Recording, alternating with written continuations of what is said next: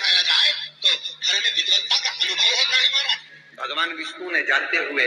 शिव बाबा को देखा। शंकर भगवान से, भगवान नारायण ने कहा आप कुछ कहेंगे नहीं? भगवान शंकर कहते हैं नारायण चिंता मत करो, बार के दिन अगर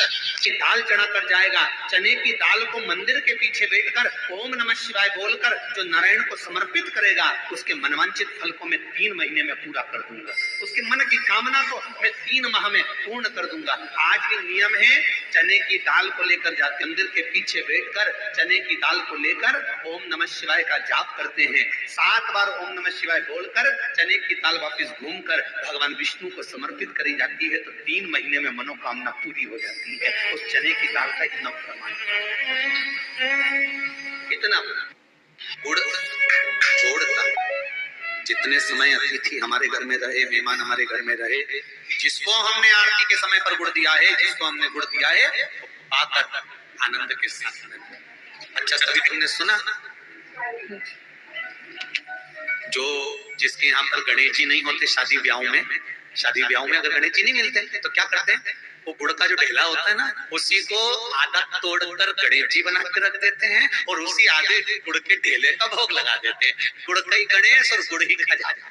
देखिए जरा भाव देखिए हमारे सनातन धर्म, भगवान को रिझाने का तरीका देखिए। अब कई लोग कहते हैं ये गुड़ से क्या होता है, ये मूंग से क्या होता है, ये धने से क्या होता है, चावल से क्या होता है, बेलपत्र से क्या होता है। अरे भाई, समर्पित करोगे, आओगे तो जानोगे।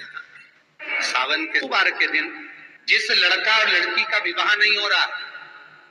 बहुत हताश हो गए, परेशान हो गए, विवाह संबंध जमी नहीं रहा, किसी भी बुधवार के दिन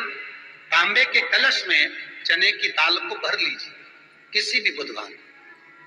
और तांबे के कलश में चने की दाल को भर लो। उसमें 2 गोल सुपारी रख लो, पूजन वाली सुपारी रखकर 2 सिक्के उसमें रख लो,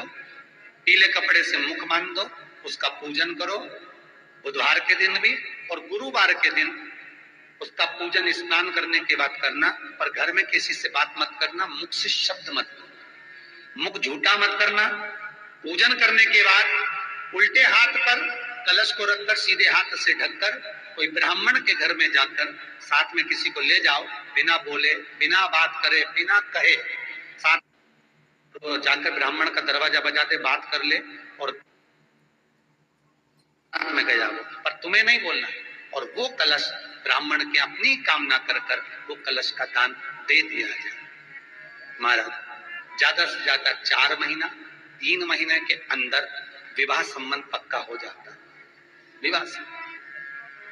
चने की दाल का दान कुछ सहज नहीं है। रहा है कि मैं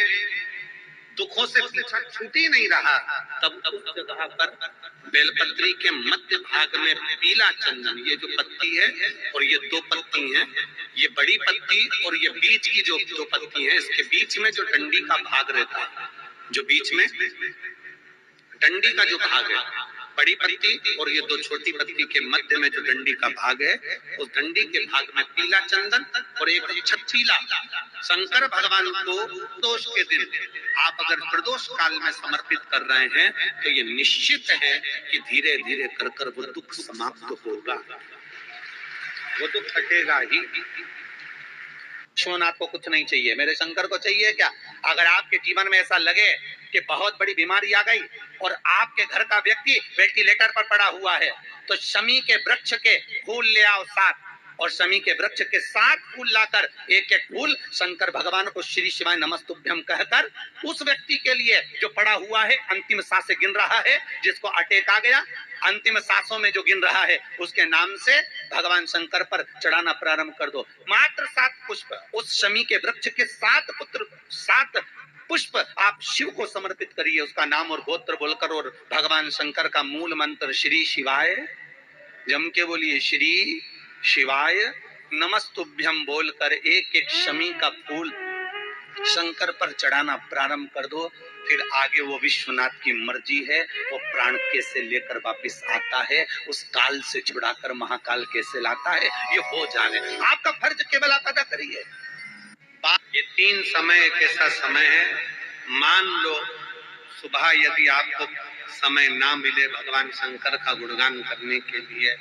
मान लो दोपहर का समय ना मिले शंकर भगवान का गुणगान करने के लिए, तो शिव पुराण कहती है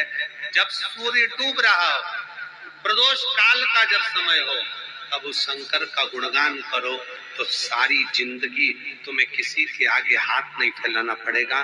भगवान भोलेनाथ स्वयं तुम्हें उतना प्रबल वैभवपति बना। कितना सुंदर कहा है। जब जिंदगी बहुत संघर्ष में चल रही हो, बहुत दुख का जीवन चल रहा हो, बहुत कष्ट का जीवन चल रहा हो, बहुत कष्टमय जीवन चल रहा हो, तब शमी के 5 पत्ते, शमी के 5 पत्ते एक दुर्वा के साथ एक अक्षत चावल का एक दाना, वो भी हल्दी में भिंगोया हुआ हो या केसर में भिंगोया हुआ, शमी पत्र 5, एक दुर्वा, एक चावल का दाना, जो दिल से हृदय से बेलपत्री के वृक्ष के नीचे पार्थिव लिंग का निर्माण कर कर मट्टी का शिवलिंग बनाकर प्रदोष काल में, मतलब शाम के समय पर शिवलिंग बनाकर उस पे जल चढ़ाकर, जो ये 5 शमी का पत्र, एक दुर्वा और एक चावल का दाना, अपनी कामना कर कर, जो दुख चल रहा है बाबा से विनय कर कर एक एक पत्ता जब समर्पित कर दे, फिर एक दुर्वा समर्पित कर दे, फिर एक चावल का दाना समर्पित कर दे और बाबा का वहीं पर पुनः विसर्जन कर दे, 3 महीना तो जाने दो, 15 दिन के अंदर वो दुख कटता जरूर है। चाहे कोई भी दुख,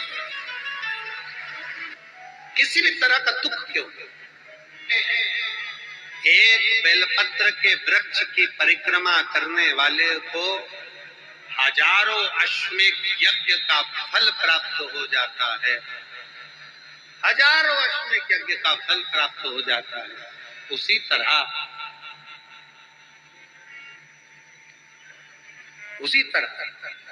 एक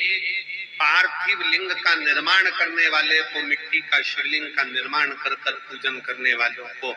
12 ज्योतिर्लिंग के शिवलिंग के दर्शन का पुण्य फल प्राप्त। जब श्री बद्रीनाथ भगवान विश्राम करते हैं, पट जब बंद होते हैं, तो मेरे नारायण के हृदय से